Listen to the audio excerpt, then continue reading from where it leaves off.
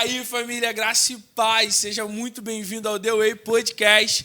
Nós estamos no nosso primeiro episódio, estamos aqui nesse tempo incrível que temos vivenciado com o Senhor. Nós estamos com o objetivo, de com nossa conversa, nossas resenhas aqui nesse momento possa inspirar você, pastor, você líder, você igreja, a vivenciar cada vez mais a cultura do reino. Nós estamos no objetivo de trazer mais e mais convidados. Hoje estamos com um convidado incrível e pode esperar coisa boa.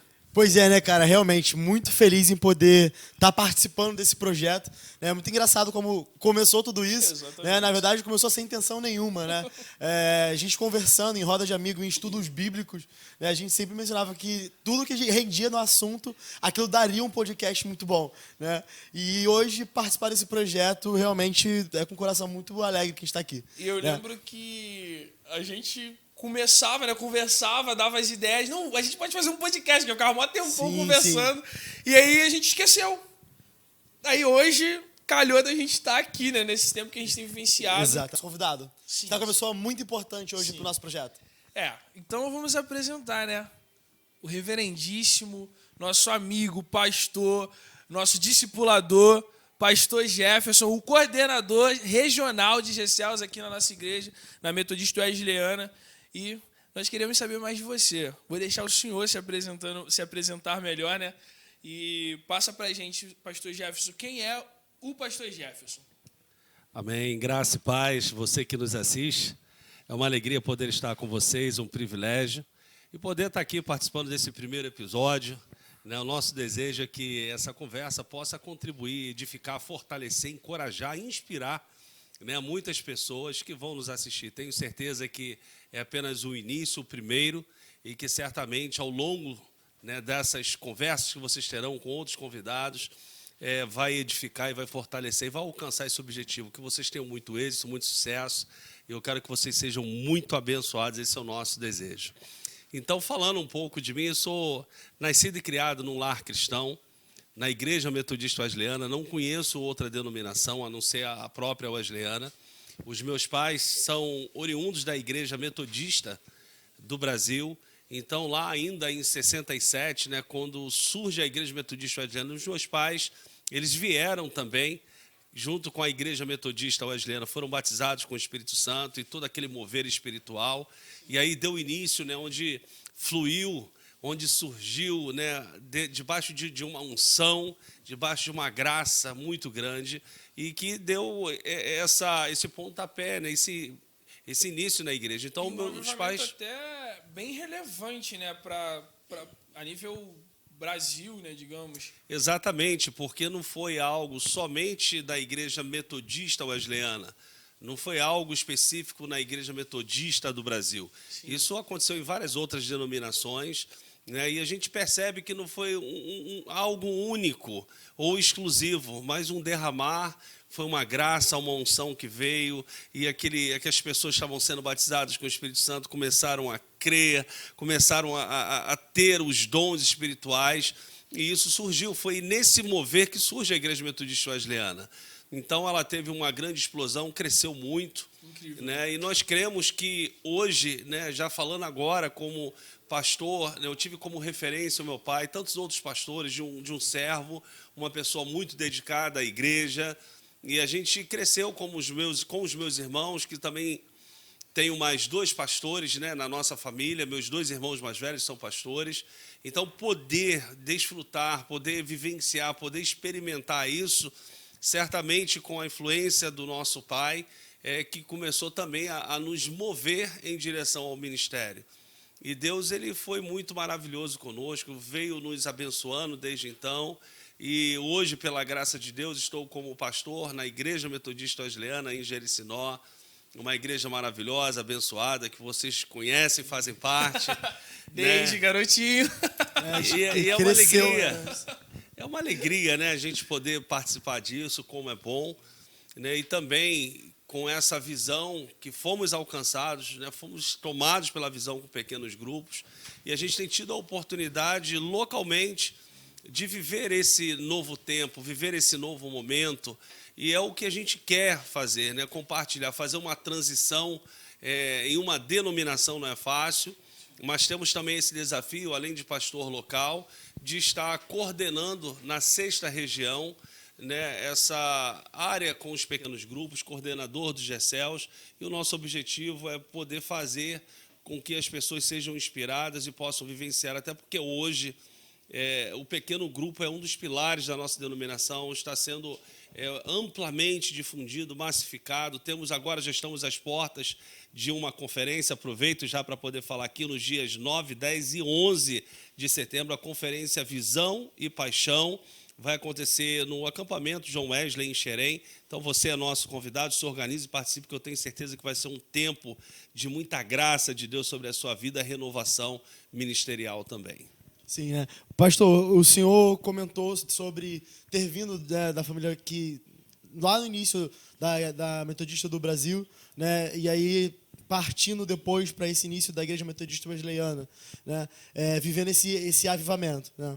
E hoje nós vivemos, o senhor também está numa nova transição, né, de sair desse período de uma igreja, né, que trabalha com muitos conteúdos e tudo mais, e indo para uma igreja que tem uma produção mais simples, uma produção mais direcionada, né? O senhor sente uma diferença nessa transição do que aconteceu, né, há um tempo atrás para esse novo período?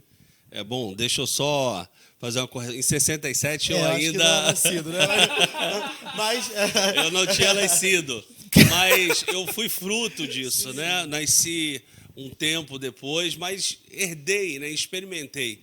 Então, no caso, o senhor nem chegou a pegar...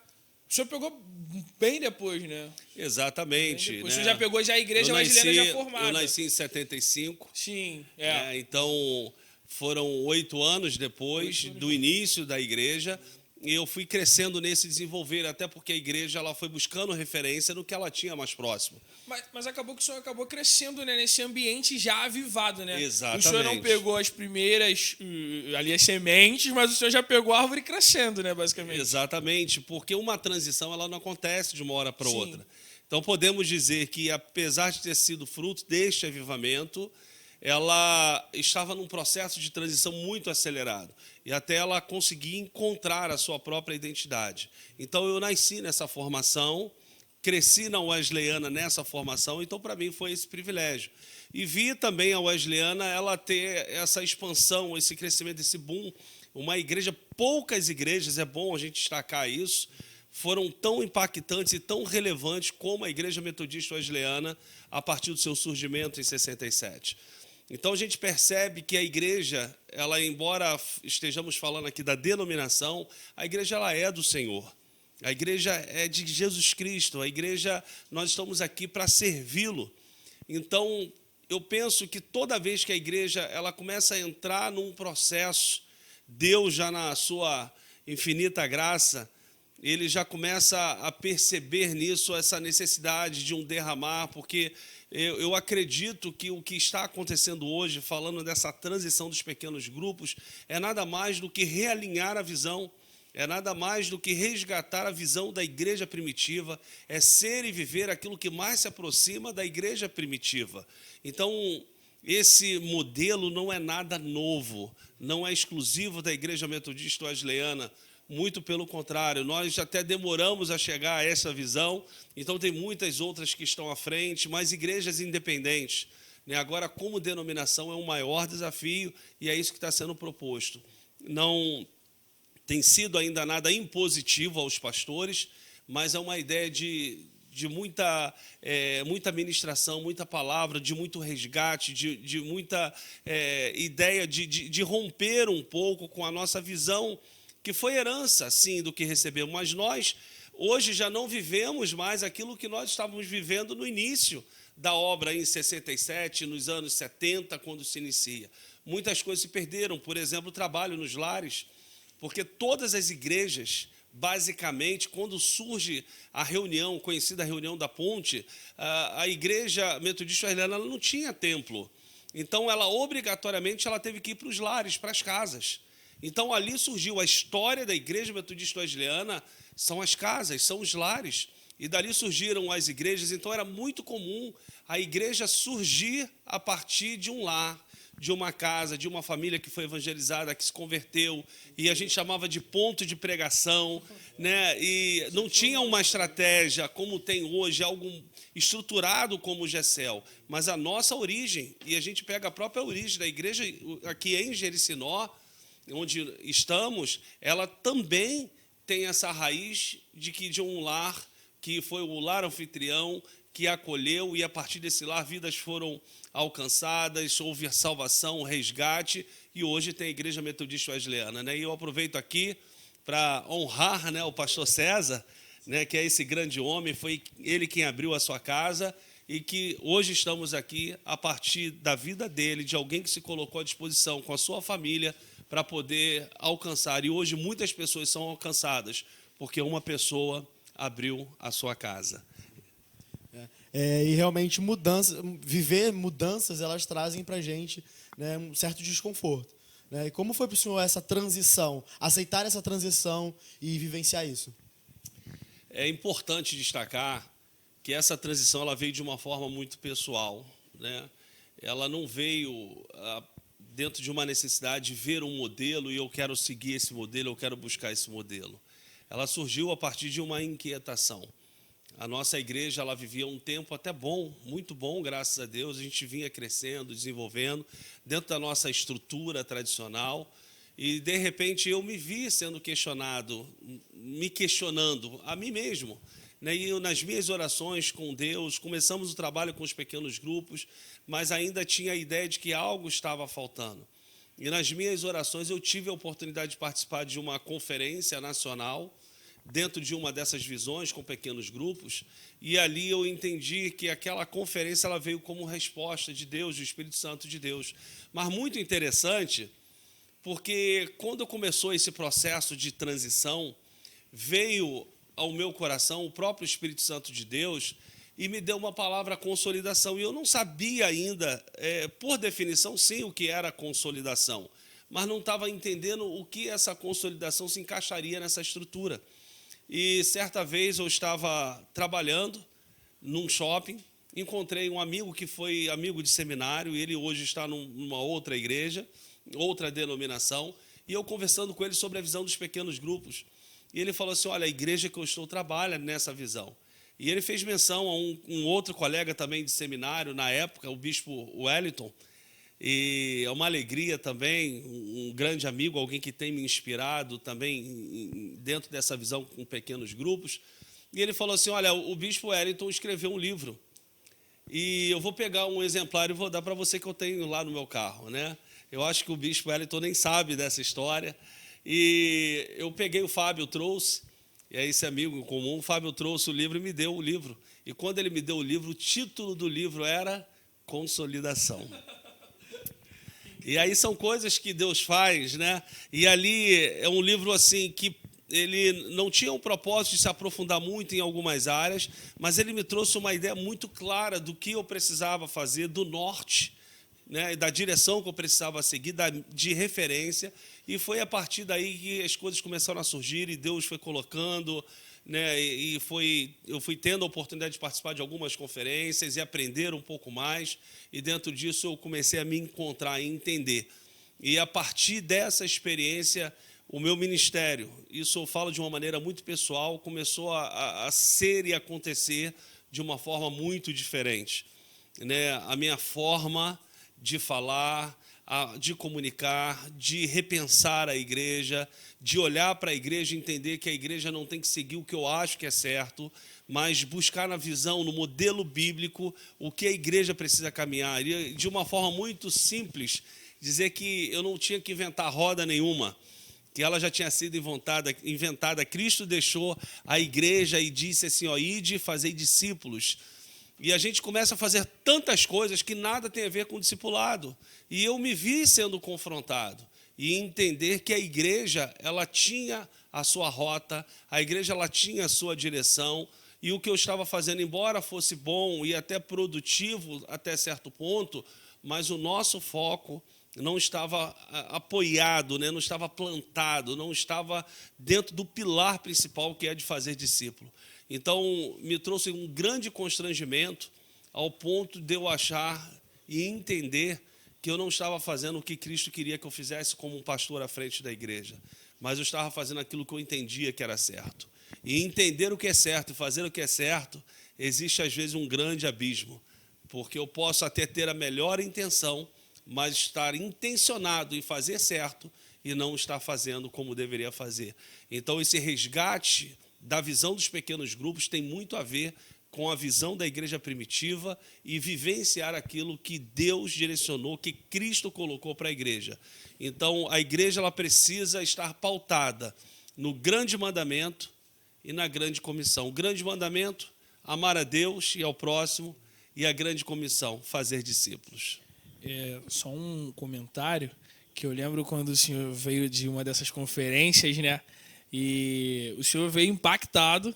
Eu lembro do senhor mega impactado com tudo que o senhor tinha experimentado, né? Não só o senhor, mas o grupo que o senhor levou também. E eu lembro que teve uma experiência, né? O senhor já chegou falando comigo, Eduardo, tem uns projetos aí, eu vou ter que contar com você. Eu falei, tá bom. Eu lembro que o senhor estava bem impactado mesmo com isso, e o senhor contava muito uma experiência que o senhor teve.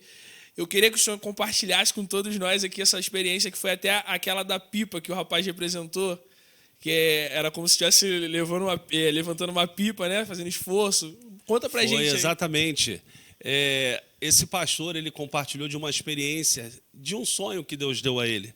E eu acredito que isso retrate a realidade de muitos pastores. Porque nós vemos muitos pastores que trabalham, que se esforçam, que se dedicam, né, se gastam e se permitem gastar em prol do evangelho, da causa, da igreja, alguns até enfadados, pastores com depressão. E a gente vai vendo que todo esse processo tem desgastado muitos obreiros e eles não têm conseguido avançar, não pelo trabalho. Então, eu me identifiquei muito com essa... que acabou trazendo esse sonho com uma ilustração do próprio ministério, que Deus mostrando para ele. E ele também estava dentro de uma visão mais tradicional, e Deus deu esse sonho a ele. E fez ele voltar ao tempo dele, de infância, em que ele soltava pipa, e que... justamente ainda quando criança não tinha o vento e ele corria de um lado para o outro, enquanto a gente corre de um lado para o outro, a pipa estava suspensa, ela estava no alto, né? E ele tinha que estar correndo, mas chegava uma hora que havia um desgaste, cansaço físico, e parava, mas como não tinha vento, a pipa ela caía e vinha ao chão. E ele disse que, ao mesmo tempo, Deus fez ele lembrar dos dias em que tinha esse vento, essa corrente de ar, e que se tornava fácil, ele não precisava correr, era só ele puxar, erguer a pipa e o vento conduzia, ele conseguia se divertir, e ali era um momento muito diferente.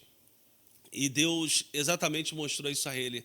Olha, meu filho, é assim que eu quero fazer com você, porque quando você corre pelo seu próprio esforço, você até consegue ver algum resultado, mas isso se torna profundamente desgastante, porque todo esforço é seu. Mas quando eu dou vento, eu sou o Senhor, sou eu quem movo, eu sou essa corrente, eu sou o próprio Espírito Santo, eu sou o ruar de Deus. Então, quando eu dou vento, quando eu estou conduzindo, você não precisa se esforçar, você só faz a sua parte, porque quem faz tudo acontecer sou eu. Uau. Obra do Espírito Santo. Então, foi algo que impactou, e tendo a oportunidade de conversar com vários amigos, eu percebo que muitos têm conduzido seus ministérios como essa criança, né, e eu falo criança de uma maneira respeitosa, evidentemente, mas nessa ilustração, como sendo aquele que tem corrido para um lado e para o outro, se esforçando, até consegue algum resultado, mas tem se desgastado profundamente no ministério.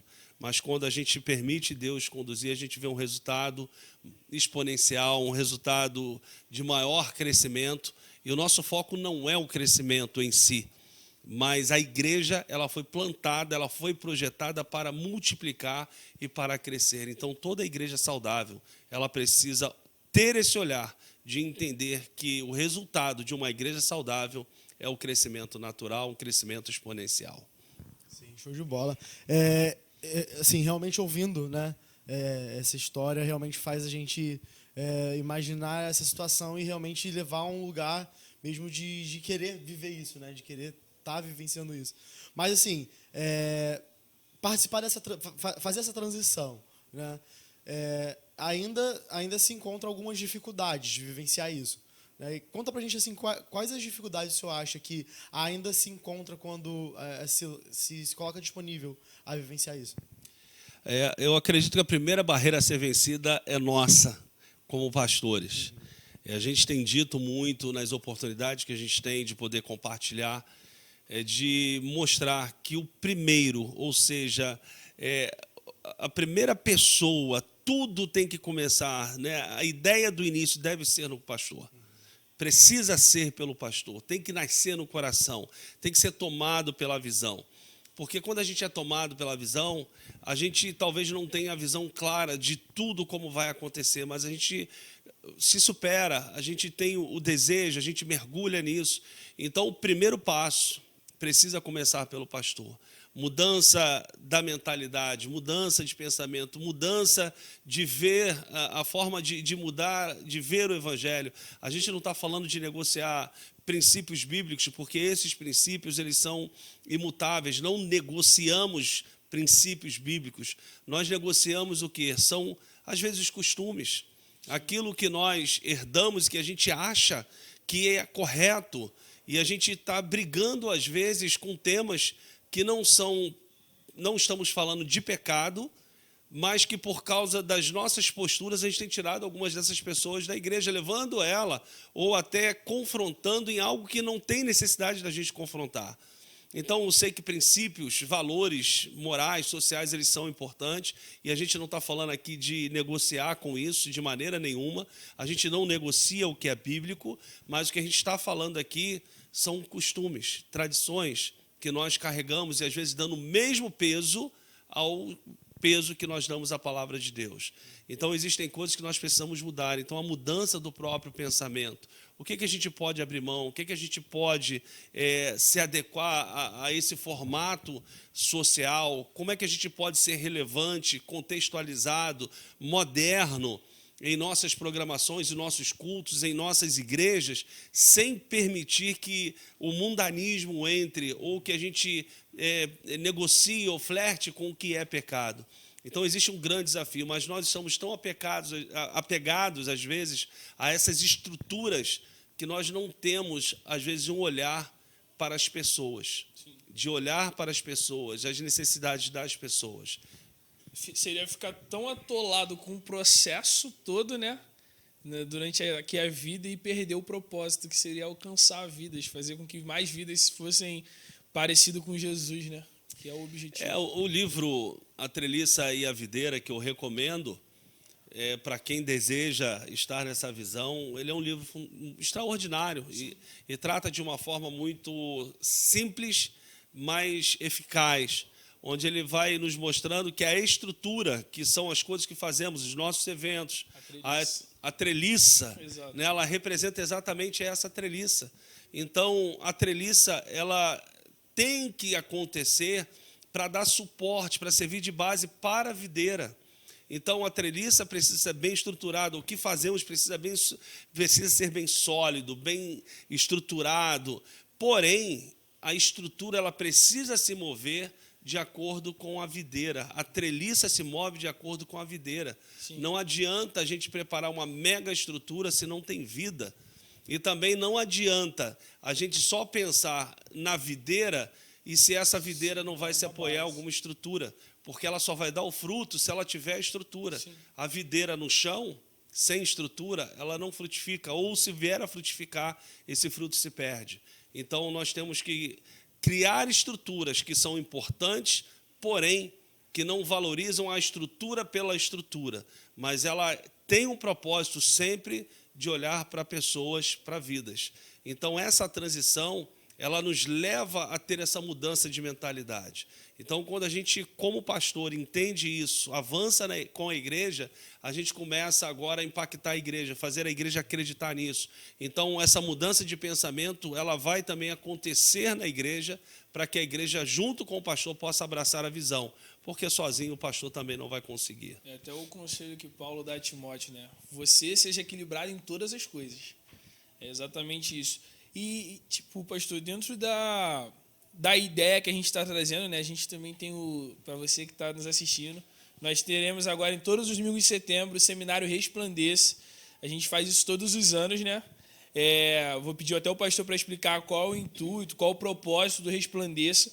Ele vai estar dando essa diretriz para que todos nós possamos entender. Mas dentro do tema desse ano do Resplandeça, né, que é Equibalo, esse envio, né, como que a gente consegue fazer com que a igreja tenha essa cultura de equilíbrio, de unir, né? Essa mentalidade de não só ficar preso à treliça, mas também se importar com a videira e manter um equilíbrio entre elas, mas também, ainda assim, dentro disso, cumprir o equibalo, cumprir o envio que o Senhor ele tem para nós. Como criar essa cultura toda? É interessante, né, Eduardo? E eu quero aproveitar aqui e parabenizar que o Eduardo que é o responsável pelo Resplandeça. E a ideia do equibalo, né, ela vem em sua raiz como a expulsão, né? Então é expelir, expulsar para fora. E a gente percebe que a igreja ela ficou no seu ambiente interno, acomodada. E os evangelígios passaram a ser programações eventuais, não viver a cultura da evangelização. Então, quando eu falo da cultura da evangelização, não é você fazer evangelização pontual, é você viver a evangelização. Você evangeliza em todos os momentos, e não só um grupo de pessoas, mas toda a igreja.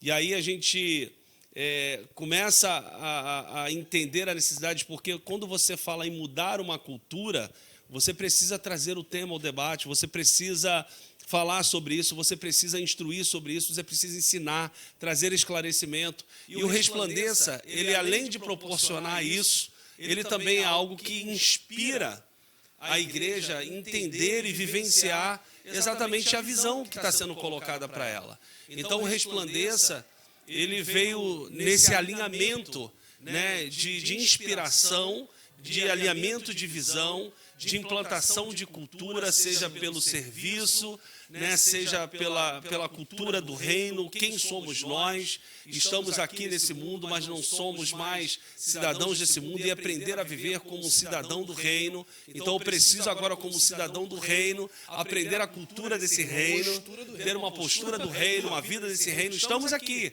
mas precisamos ter ações para esse reino que nós viveremos. E o maior modelo é Cristo. E Cristo veio desse reino para nos mostrar aqui, como cidadão desse reino, como nós precisamos viver. Então, a cultura do reino é o que nós precisamos.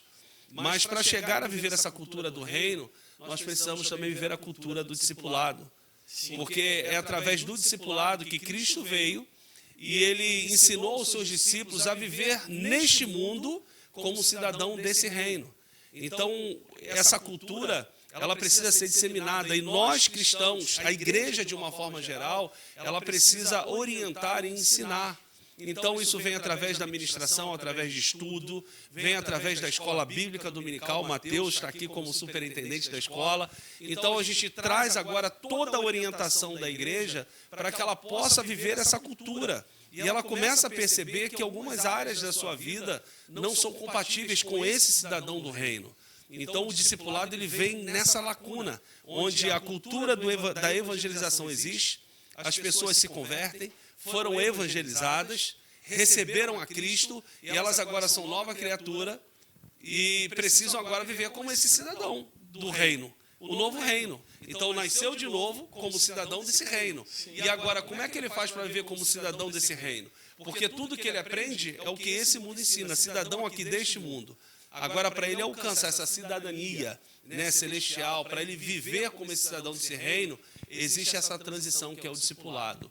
E nós, como igreja, de certa forma, abandonamos um pouco isso. Então, a gente precisa resgatar. E o Resplandeça, ele vem justamente nessa oportunidade para poder reafirmar para aqueles que já estão vivendo a cultura da evangelização, do discipulado e do reino, mas também vem para dar essa visão, entendimento para esses que ainda não alcançaram essa plenitude.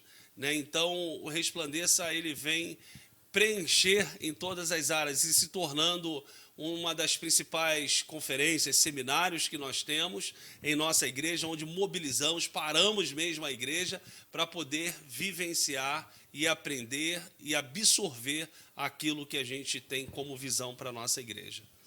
o senhor comentou, né, sobre o discipulado e a sua importância, né? É realmente muito importante a gente fortalecer, né, essa ideia do que o discipulado ele tem como importância na nossa vida, né? Porque a gente vê hoje a internet ela ganhando um grande impacto na sociedade, né? E aí se a gente como igreja não se posicionar, eu vejo o discipulado com essa importância, se a gente não se posicionar, né, e cuidar dos nossos, né, outras informações, outras pessoas vão fazer isso, né? E a gente como igreja tem que ter essa responsabilidade mesmo, né, de cuidar e trazer para próximo, né, a nossa galera e não deixar realmente que o mundo venha fazer isso, né? Então o discipulado entra com essa importância. E também, Matheus, só para complementar isso que ele está falando, eu estava vendo aqui, né? Eu dei uma pesquisada hoje e eu achei interessante porque o senhor começou falando da sua história e confesso que ela me marcou, porque o senhor falou que o seu pai, ele iniciou algo lá atrás, sabe? Tipo, ele deixou essa herança, esse legado para vocês. Verdade. Ele ensinou isso, como o senhor usou essa palavra, se não me engano, ele inspirou vocês a serem assim. E se a gente for parar para ver, aí eu entro que eu estava pesquisando sobre a igreja sendo atuante nas 7 esferas da sociedade, né? Bill Bright, com o fundador da Jocum, eles nomearam as sete esferas de ação da igreja, né, na sociedade, as 7 esferas que a igreja deve influenciar. Eu estava vendo sobre isso hoje, e o interessante é que vai falar exatamente isso, sobre a família, sobre a religião, educação, a mídia, né, que são as comunicações, as artes, que é o entretenimento e o esporte, economia e política. Então, tipo, essas são as 7 esferas onde a igreja deve estar totalmente influenciando, se posicionando. E se olhando, analisando o que o senhor falou sobre a sua história, a gente pode ver que seu pai ele deu esse estopim na família, sabe? Tipo, ele influenciou a família, ele se posicionou, e a gente colocando dentro do que o Matheus falou, ele discipulou vocês, sabe? Tipo, ele ensinou, ele trouxe essa cultura do reino para vocês, e vocês hoje estão passando, o senhor, seus irmãos estão passando para a gente tudo isso, né? E a gente vê, e eu queria, dentro disso, perguntar ao Senhor, né, saber do Senhor, como hoje a igreja, no geral, pode se posicionar em alcançar essas esferas da sociedade. Porque eu vejo que tem algumas delas que a gente pode analisar que a gente tem perdido o campo, né? Se a gente for parar para pensar, e como hoje o Senhor acha que nós podemos, juntamente com tudo isso que a gente tem falado aqui já hoje, influenciar essas áreas? Então, Eduardo, quando a gente fala, por exemplo, de família, a gente percebe que, embora a gente fale muito de família, eu percebo também que nós estamos negociando alguns princípios e valores Sim. que, biblicamente, não deveriam ser negociados. Eu não quero entrar nas minúcias e nuances, né, de cada um desses aspectos, mas eu vejo que nós temos oportunidade. Em cada uma delas, a gente não pode negociar o que é bíblico. Então, em algumas esferas nós estamos de lado, vou dar um exemplo, né? Nós estamos aqui hoje, iniciando o podcast, estamos no primeiro episódio. Então, isso já mostra a gente repercutindo, reverberando, tendo a necessidade ou a percepção de que a gente precisa avançar mais na mídia, porque Sim. conteúdos tem muitos aí, né? E você vai vendo aí artistas, quantas coisas são colocadas, disseminadas. E então, a gente tem a necessidade de absorver e a informação ela está aí. E se nós, como igreja, não desenvolvemos conteúdos, né, como esses, dando propósito, dando sentido, significado à vida dessas pessoas, a gente vai deixando essa lacuna e esse gap que vai ser preenchido por alguma coisa. Então, se a gente não der a essas pessoas um conteúdo que atenda à necessidade para o seu propósito de vida, ela vai absorver qualquer coisa que a impulsione. E aí pode ser um desejo da carne. E a gente percebe que a igreja ela precisa estar antenada nisso. E a mídia é um exemplo, né? Então, aqui a gente já começa a perceber a oportunidade. A igreja demorou a perceber isso. E eu falo por mim também, a dificuldade de aceitar algumas coisas na igreja, por exemplo, fazer transmissão dos cultos, né? Eu tinha uma dificuldade com isso, veio a pandemia. E aí, como é que faz na pandemia? A gente teve que se adequar, teve que se ajustar, teve que correr atrás, num espaço curto de tempo, né, sem estrutura, sem recurso financeiro, a gente foi fazendo o que podia. Sim. E graças a Deus a gente tem uma equipe que está até aqui nos bastidores, né, que nos apoiaram, que nos apoiou muito, né, e a gente conseguiu avançar e tem crescido por essas pessoas, tem crescido. Então, quanto mais a gente desenvolve isso, a gente vai percebendo, e as pessoas estavam sedentas, a pandemia, o culto sendo transmitido, e pessoas foram alcançadas através disso, né? Pessoas que chegaram até nós por uma transmissão e ouviu uma palavra e manifestou lá o desejo de querer conhecer a nossa igreja. Então a gente precisa aproveitar melhor isso. A igreja cresceu, né? Nesse período. Sim. O incrível é isso, né? Tipo, quando a gente se posicionou onde deveríamos estar posicionados naquele tempo, a igreja ela fluiu. Exatamente. A gente vê, né, que há um tempo atrás, né, a televisão ela foi colocada nesse lugar de demonizada, né? Assim, né? E aí a gente realmente, em muitas partes, a gente acabou perdendo esse lugar, né? E agora, com o surgimento da internet, eu acho que a gente não pode deixar isso acontecer de novo. A gente precisa entender que é um instrumento que a gente pode usar como ferramenta de evangelismo, como anúncio da palavra, né? A gente não pode se calar e se abster disso. Realmente é um momento muito importante de realmente nos colocarmos posicionados, né? De estarmos atuantes também nessa área, né? Certamente. E isso é importante, né, de estar aqui com vocês, mais jovens do que eu, né? Eu não vou me colocar fora desse negócio, mas vocês mais jovens poder ter esse canal, de poder ter a mesma linguagem. A gente está vivendo um período em que as gerações elas estão tão desconectadas uma das outras que a gente se assusta. Né? E a gente vai vendo muitos relatos sobre isso. Hoje, talvez, vocês, já na geração de vocês, já tenham uma dificuldade em se conectar com o pré-adolescente, porque veio avançando, né, as gerações. Então, a gente precisa levantar em todos os níveis, né, todas as faixas etárias, para poder criar conexões com essas pessoas. Porque a linguagem ela foi muito de maneira universal até os anos 70, 80.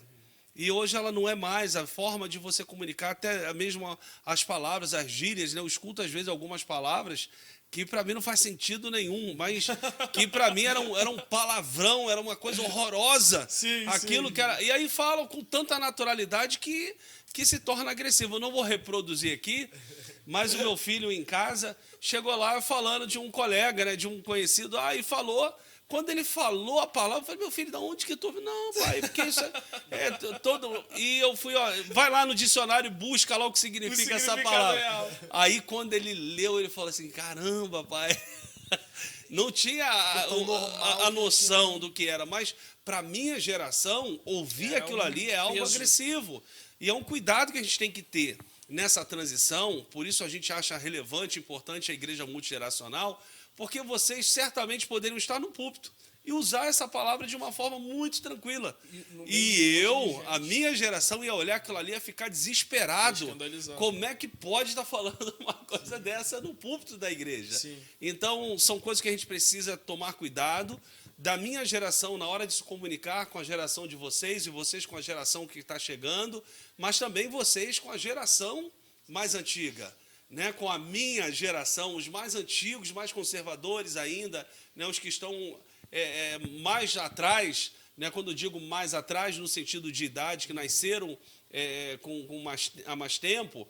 Então, a gente precisa tomar muito cuidado, porque a nossa comunicação, embora seja muito comum entre a nossa geração, mas quando a gente fala de uma geração a outra geração, isso pode soar de uma forma muito agressiva. E isso precisa ser algo muito trabalhado nessa transição de comunicação de gerações, né?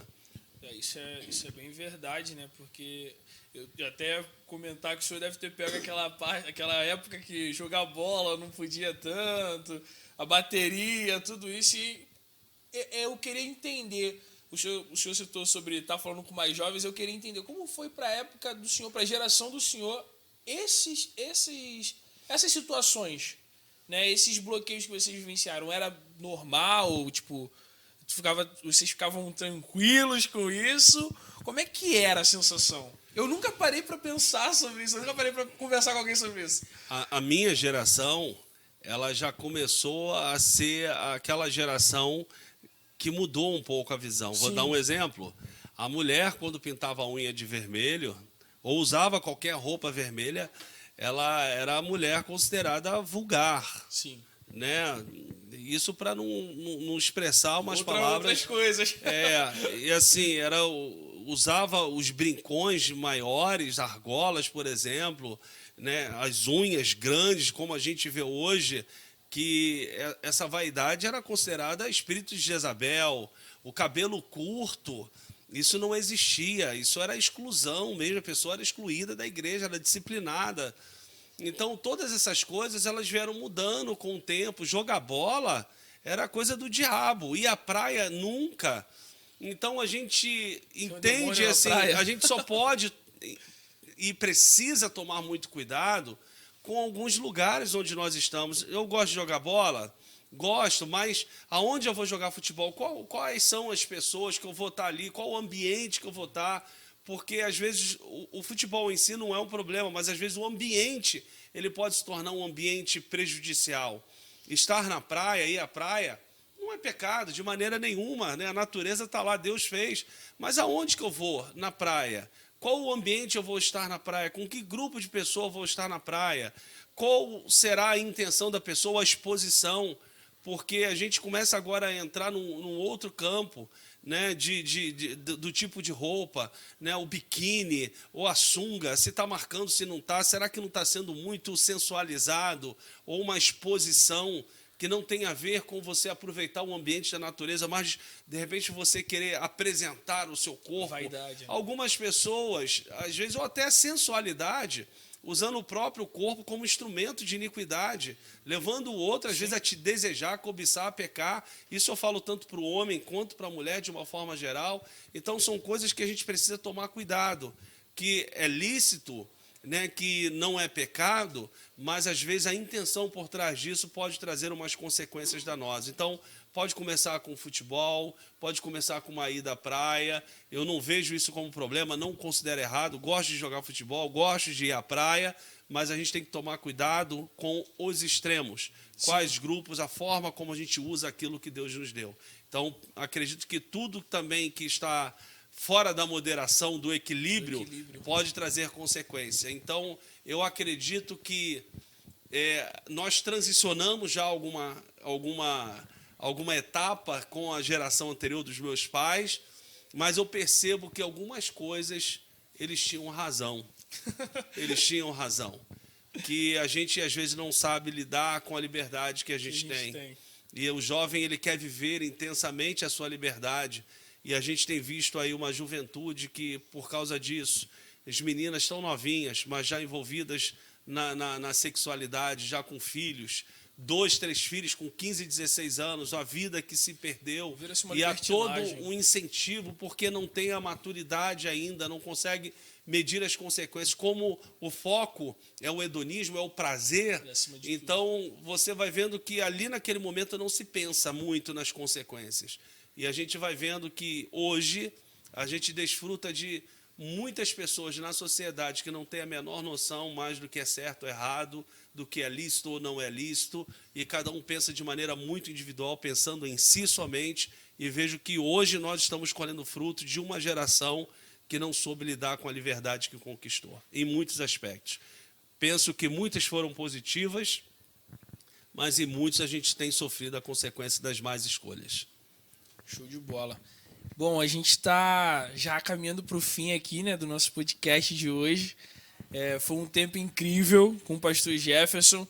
E eu queria que o senhor deixasse para a gente, né, lançasse para a gente, falando do Resplandeça, né, o tema também, mas também deixando uma mensagem para a nossa geração, para esse tempo que a igreja tem vivido, né, aqui no século XXI, 2022, pós-pandemia.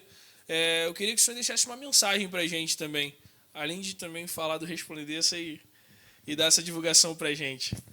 Amém. Então, falando aqui do Resplandeça, né, já demos um pouco mais de detalhe, mas convidar você que deseja participar conosco.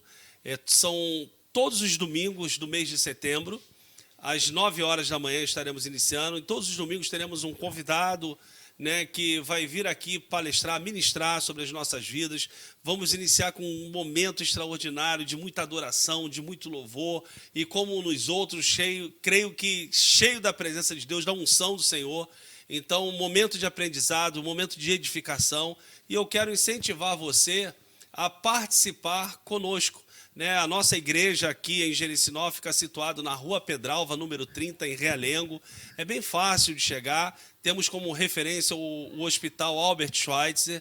Então, é bem pertinho. Você vai ter a liberdade de vir aqui participar e ter um momento extraordinário de muito crescimento, edificação, fortalecimento na sua vida. Então, todos os domingos de setembro, às 9 horas da manhã.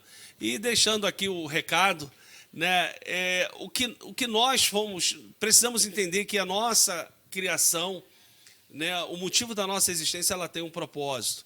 E por vezes nós procuramos preencher algo na nossa vida que jamais será preenchido, porque o nosso propósito ele não está sendo alcançado. É como uma planta que foi colocada num jardim, uma árvore frutífera, e você planta na intenção de colher fruto, e ela não dá esse fruto. E a Bíblia ela vai falar sobre isso. Então, nós fomos plantados nesse mundo para frutificar. E a ausência de fruto evidencia esse vazio na nossa vida.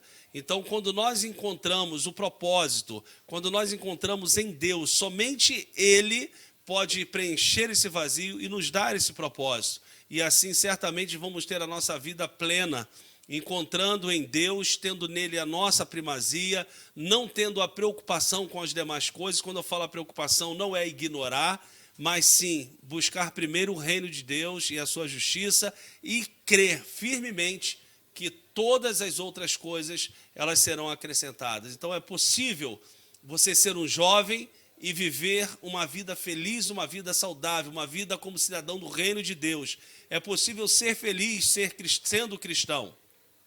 É possível gozar da plenitude sendo um cristão. Aliás, somente sendo um cristão será possível. O prazer, ele vai passar com o tempo.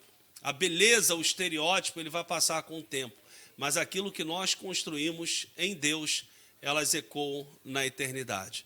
Que Deus abençoe a sua vida e desfrutem daquilo que Deus tem para vocês, propósito que já foi estabelecido para vocês. Quero agradecer aqui você, Mateus, Eduardo. Um prazer estar aqui com vocês, participar. Que honra, que privilégio participar desse primeiro episódio com vocês. Eu espero que sejam muito exitosos, que seja apenas o primeiro de muitos que virão e que tenha esse propósito de vocês como jovens, de se conectar com essa juventude e poder transmitir essa cultura do reino, como cidadão do reino, para que essa geração seja um cidadão do reino, mas vivendo também a cultura do reino, não vivendo como um cidadão desse reino, mas fazendo as coisas desse mundo, porque já estão tão perdidos muitos, e a gente precisa se conectar com as coisas de Deus, priorizar o reino, e o meu desejo é que vocês sejam essas pessoas que possam impactar, influenciar e fazer a diferença. Que Deus abençoe a vida de vocês e obrigado por essa honra e privilégio. Amém, amém. Nós que nos sentimos super honrados em ter o Senhor aqui. Realmente temos vivido tempos incríveis aqui na Metodista Luterana de Jericinó, e o Senhor tem sido esse direcionador, guiado por Deus para poder estar junto conosco vivendo esse tempo. Muito obrigado mesmo por dar um pouco do seu tempo também para estar aqui conosco. Somos muito gratos pela sua disponibilidade. Agradecemos a você que participou assistindo esse vídeo. Somos muito gratos por você ter continuado aí ouvindo, sendo abençoado por essa palavra maravilhosa, por toda essa história desse trajeto do pastor Jefferson. Queremos pedir que você possa compartilhar esse vídeo com seus amigos. Compartilha, se inscreve, comenta, sempre dizer isso, meu mano. Comenta, compartilha, dá um like. Realmente esse podcast, nossa intenção é que ele sirva como uma ferramenta para Deus ele alcançar pessoas. Então esse é o nosso agradecimento. Mais uma vez, muito obrigado, pastor Jefferson. Eduardo. É isso, galera. Como o Matheus falou, curte, compartilha, comenta também se quis falar, mas que eu tô falando de novo. É isso aí. E que sejam alcançados, né? Por isso tudo que a gente falou, tudo que a gente conversou, e que você possa falar mais disso nas rodas de amizade que você tem, né? Porque eu creio que isso aqui, essas conversas, são as coisas que edificam, né? São as coisas que levam o reino para Deus, sabe? Tipo, o reino de Jesus sempre foi levado em testemunhos, é o boca a boca que sempre alcançou as nações e chegou até aqui. Então, tipo, que você possa fazer isso em nome de Jesus, seja abençoado e fique com Deus. Amém.